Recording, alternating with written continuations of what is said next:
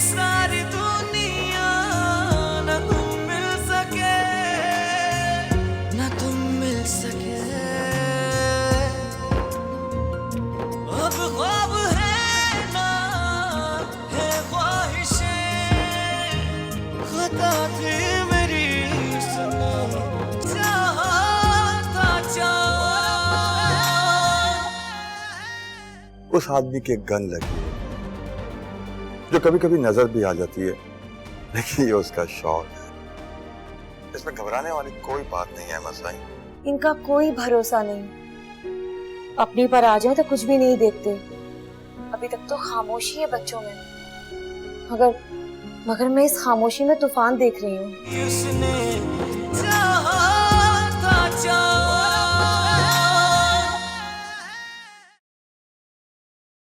उसने चाहा था देखिए, वो किसी भी टाइम ना शादी की तारीख लेने आ सकते हैं। हाँ मैं जानता हूँ भाई, पता है मुझे। तो इतनी जल्दी सब कुछ कैसे होगा? अरे तुम क्यों परेशान हो रही हो? वो हमने 2 सेट बना के रखे हुए ना उसके लिए। जी हाँ तो फिर ठीक है, तुम ऐसा करना, कल मुझसे 2 लाख रुपए ले लेना, ठीक है? और छोटा मोटा सामान लेना शुरू कर दो, और वो आजम भाई से मैं बात कर लूंगा, खाने का बंदोबस्त वो कर देंगे। अब सबा का चॉइस का मेन्यू रख लेंगे हम लोग। अब एलसीडी और फ्रिज की जहाँ तक बात है, वो हम उठा के ले आएंगे कभी भी बाजार से। हाँ अच्छा, वैसे एक बात बताएं, क्या करना है, कैसे करना है, इस बारे में आप मुनीबा से और जैदी भाई से बात करेंगे क्या? करना तो चाहता हूँ, जैदी के बगैर कुछ भी करना अच्छा नहीं लग रहा मुझे, लेकिन क्या करूँ, बाबूजी ने मना किया है। उन्होंने भी किसी मसलहत के तहत ही मना किया होगा।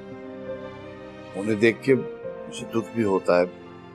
बाबूजी की उम्र नहीं है कि इसलिए मसाइल में पड़े वो। हाँ, बेचारे जब से आए हैं इधर उधर ही भागते फिर रहे हैं, कभी यहाँ कभी जैदी भाई के घर। अल्लाह बाबूजी को सेहत वाली जिंदगी दे, उन्होंने हमेशा हमारे लिए बहुत कुछ किया है। आमीन। खैर, तुम अपनी तरफ से तैयारियां मुकम्मल करो। देखो, मैं चाहता हूँ कि कोई भी कमी ना रहे हमारी तरफ से। जब इकलौती बेटी है हमारी। मैं एक बात सोच रही थी। बोलो। कि अगर जैदी भाई भी आयमा के लिए हाँ कर देते तो मैं सबा को रुखसत करती और आयमा को बहू बनाकर ले आती। हाँ, तुम्हारी बात तो ठीक है। आयमा आ जाती तो नाटक कम हो जाता जो सबा के जाने से होगा। जी। कितनी जल्दी वक्त गुजर गया ना फिरदौस। अरे अभी कल ही की तो बात है कि सबा को गोद में उठा के मैं पार्क में लेके जाता था सैर कराने उसे। अब मेरी उंगली पकड़ के चलना सीखा उससे, हाथ छुड़ा के भाग जाती थी हमेशा। छोटी छोटी जिदें करती थी, मैं सारी जिदें पूरी करता था उसकी। और अब घर को हमें सूना करके चली जाएगी वो। देखिए, अगर आप ऐसी बातें करेंगे ना तो मैं भी रो दूंगी। अच्छा भाई, नहीं करते बात, बस तुम तैयारी जारी रखना। हाँ, अल्लाह हमारी बच्ची का नसीब अच्छा करे।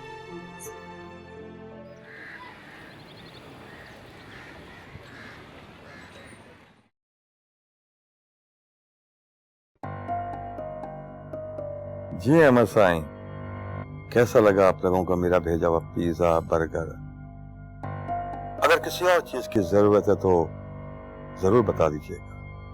किसी चीज की जरूरत नहीं है, और अब कॉल मुझे नहीं करना, मैं खुद देख लूंगा और करवा लूंगा सारा कुछ। अरे नहीं नहीं, देखिए इस उम्र में गुस्सा करना अच्छा नहीं होता, फेफड़ों में पानी आ जाता है। मैंने तुमसे कहा है ना कि आप कॉल मत करना, और अगर तुम कॉल करोगे तो मैं उठाऊंगा नहीं। नहीं नहीं बाबा, ये गलती तो बिल्कुल भी मत करना।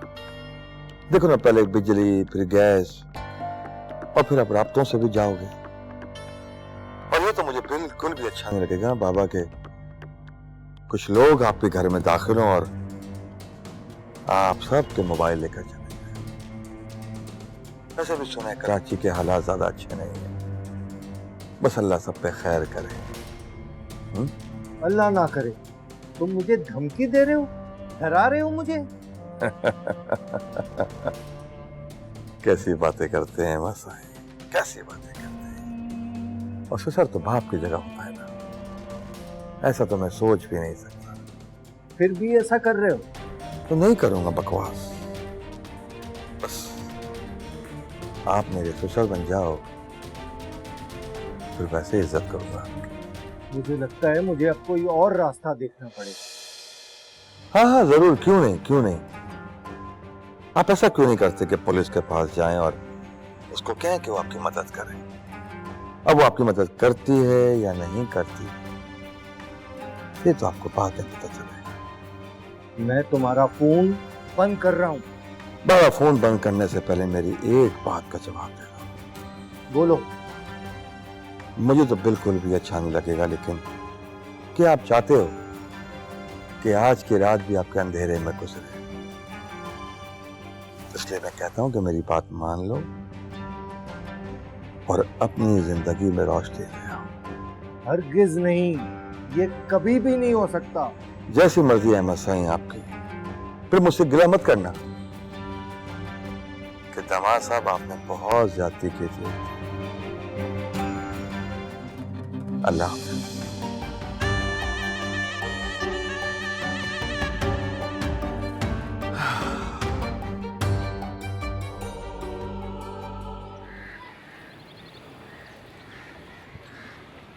सदीकी साहब का नाम लिख लिया? जी मामा, लिख लिया। लिखो उनका नाम। मामा, मुझसे क्यों लिस्ट बनवा रही हैं आप ये? तुम बहुत कामचोर हो। तुम्हारे अलावा घर में कोई और है जो ये सब काम करेगा? मगर मामा। क्या मगर क्या? अगर तुम्हारी बहन होती तो इस वक्त वो मेरे साथ बैठी हुई होती। मामा, आपकी भी ना क्या ही बात है। क्यों, क्या हुआ? मतलब जिनकी बेटियां होती हैं वो अपनी बेटी को भी बेटों जैसा रखते हैं, और आपने तो अपने अच्छे खासे बेटे को बेटी बना दिया। ज्यादा बोलो नहीं, काम करो। अच्छा मामा, बताएं किसका नाम लिखना है? बड़े मामू है ना, उनका नाम लिखो। वो भी आएंगे अब? क्या मतलब है? अगर वो सगे नहीं है तो मामू ना वो। मामा, मेरा हाथ थक गया है, अब बाद में करेंगे ये काम। तुम्हारा हाथ इतनी जल्दी थक गया? अभी तो इतना काम पड़ा हुआ है। मामा प्लीज। कहाँ जाना है तुम्हें? मामा, मुझे खेलने जाना है, ज़ुहैब आने वाला होगा। अच्छा, ज़ुहैब आ रहा है, तो ठीक है बेटा, उसे भी काम पे साथ लगा लो। मामा, मुझे एक बात याद आई, जो मैं पिछले मेहमानों की लिस्ट बनाई थी वो कहाँ है? वो क्यों नहीं यूज कर ले हम? हाँ देखो, ये बात तो मेरे दिमाग में आई ही नहीं। देखा आपका बेटा कितना अक्लमंद है। इसीलिए तो कहती हूँ कि तुम मेरे बेटे नहीं बेटी हो, जो तुम्हें मेरा इतना ख्याल है। मामा, आपने मुझे फिर बेटी बोला। अरे मैं जा रहा हूँ, बाय। जुनेद, जुनेद मेरी बात तो सुनो बेटा। मुझे कुछ समझ में नहीं आ रहा कि ये सब क्या हो रहा है। मैं खुद समझ नहीं पा रही कि ऐसा क्यों कर रहे हैं। रिश्ते आते हैं, इनकार भी होता है, मगर ये सब कुछ थोड़ी होता है। और हमारा तो कोई ताल्लुक ही नहीं रहा उससे जिंदगी में, पहली बार तो मिले थे उससे। फिर ये इतनी एग्रेशन क्यों दिखा रहा है? आपने किसी से बात की है? हाँ की, 2-3 लोगों से बात की, मगर हर तरफ से यही फील हो रहा है कि कोई हाथ नहीं डालना चाहता हमारी इस मुश्किल घड़ी में। तो क्या होगा? मैं कुछ सोच रहा था बानो, मगर समझ नहीं आ रहा कि तुमसे कैसे कहूँ। आप मुझसे कह सकते हैं, मगर बानो, आप परेशान नहीं हो, खुल के बात करें मुझसे। मुझे लगता है इसको किसी की ना शय है, तभी वो हमारे साथ ऐसा कर रहा है। लगता तो मुझे भी ऐसा ही है। अब 2 बातें हो सकती। वो क्या?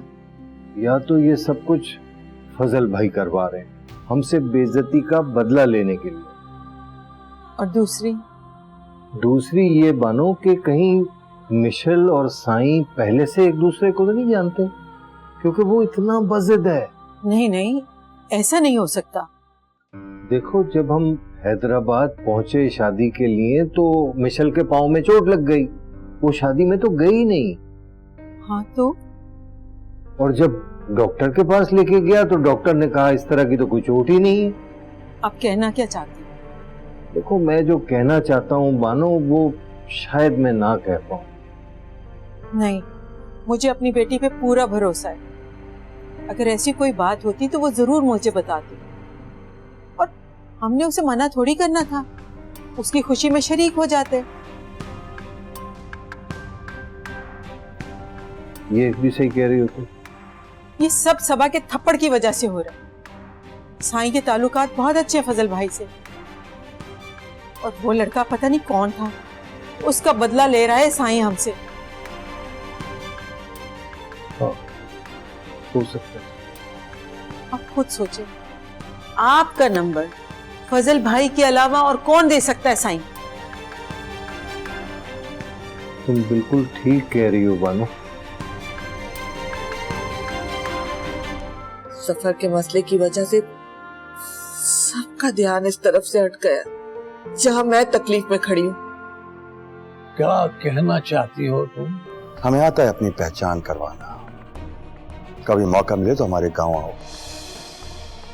हम तुम्हें वहां से बहुत सारे लोगों से मिलवाएंगे जो पहले हमें नहीं जानते थे। उसने चाहा था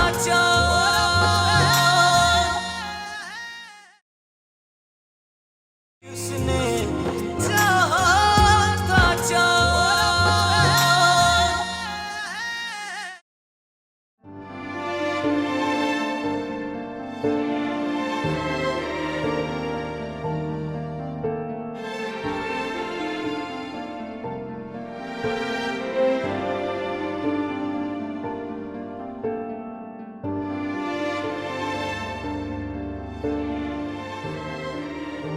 बहू,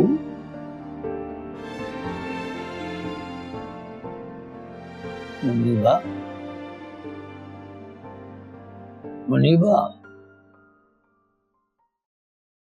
जी बाबूजी, कुछ चाहिए था आपको? क्या सोच रही हो बेटा? मैं कुछ भी नहीं सोच रही। देखो बेटा, हम तुम्हारे ससुर कभी नहीं बने, हमेशा अपनी बेटी बना के रखा है तुम्हें, ऐसा ही है ना? जी बाबूजी, इसमें तो कोई शक ही नहीं है। तुम दोनों जिद करते रहे साथ रहने के लिए, मगर हमने कोशिश की कि बहुत दिनों तक तुम लोगों को परेशान नहीं किया। जी बिल्कुल ठीक कह रहे हैं आप। वो इसलिए कि तुम लोगों को कोई परेशानी ना हो और घर का माहौल बेहतर रहे, और हमें लेके तुम्हारे और जैदी के दरमियान कोई बदमज़गी ना हो।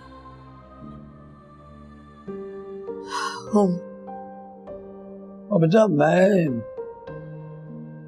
ये सब कुछ देख रहा हूं,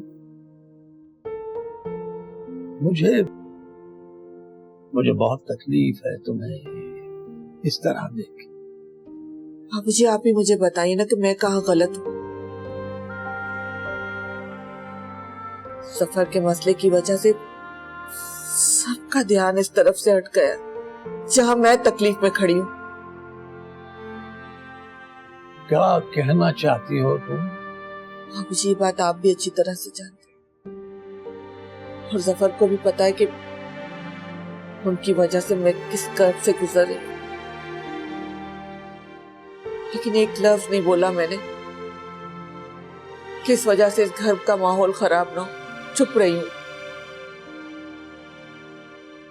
हमें तुम पर फख्र है बेटा। हम एक अच्छी लड़की लेकर आए थे अपनी बहू बनाकर जैदी के लिए। जिस बेटे के लिए आपने अच्छी बहू का इंतखाब किया, उसको अच्छा होने का क्या सिला मिला? मैंने अपनी जिंदगी का लंबा सफर उनके साथ तय किया, उनके दुख दर्द में उनका साथ दिया, और बदले में क्या तोहफा मिला?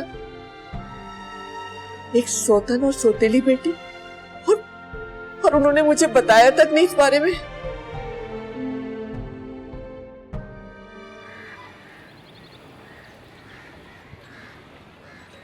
हमें कोई सख्त फैसला करना पड़ेगा। मैं सोच चुका हूँ। क्या? यही कि तुमको और मिशेल को मैं कुछ दिनों के लिए कहीं भेज रहा हूँ ताकि तुम लोग वहां कुछ दिन रह सको। और उससे क्या होगा? भाई उससे ये होगा कि तुम्हारी और मिशेल की परेशानी मेरे सर से हट जाएगी और फिर मैं अकेला देखूंगा इस साईं के बच्चे को।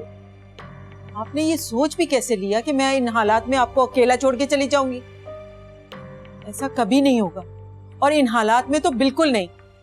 बानो, मैं एक बात कहूं? क्या? तुम मेरी ढाल थी, मेरा मान थी और आज भी हो, और हमेशा रहूंगी। तो फिर मेरे पास आखिरी रास्ता बचा। वो क्या? मैं अभी साईं को कॉल कर रहा हूं। ये क्या कह रहे हैं आप? सही कह रहा हूं। ये क्या कर रहे हैं आप? मिशेल मेरी फूलों जैसी बच्ची है अहमद साहब।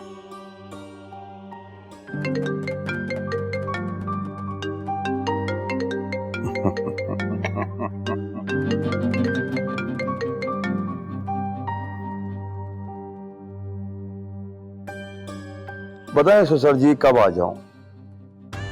मुनासिब तो यही है कि काजी आ जाए। कोर्ट मैरिज तो मुझे भी पसंद है। साईं, मुझे आपसे बात करनी थी। सुने, आप गलत फैसला कर रहे हैं। चुप करो। बोलिए बोलिए, साईं बंदा हाजिर है, बल्कि दामाद हाजिर है। मैं आपसे ये कहना चाह रहा था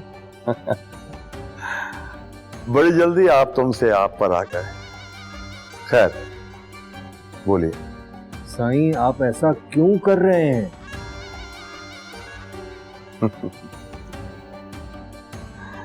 हमेशा ये मोहब्बत साली बहुत ही जालिम चीज है।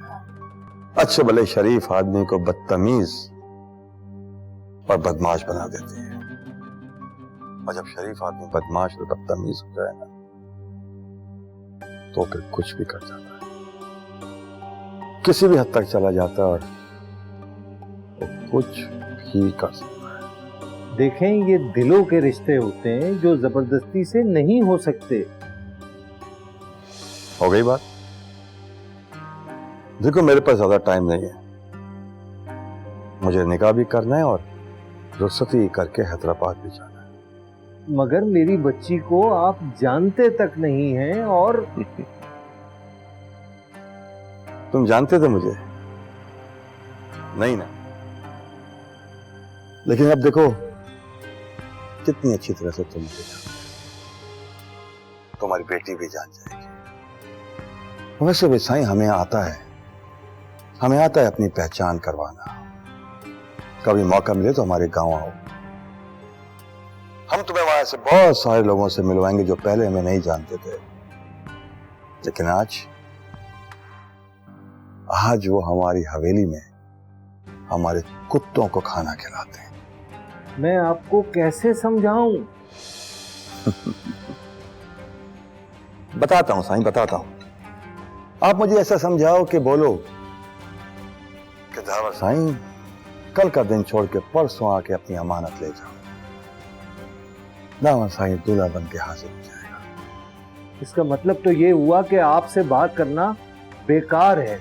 नहीं नहीं नहीं नहीं साईं, आप तो मुझसे पूछो कि आपकी बेटी को कितनी ज्वेलरी दूंगा, कौन कौन सी गाड़ी दूंगा, कितनी कोठियां उसके नाम करूंगा।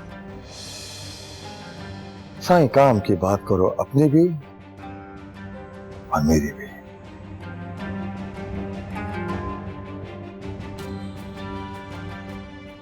क्या कह रहा था? कहेगा क्या? कुत्ते की दुम कभी सीधी नहीं हो सकती।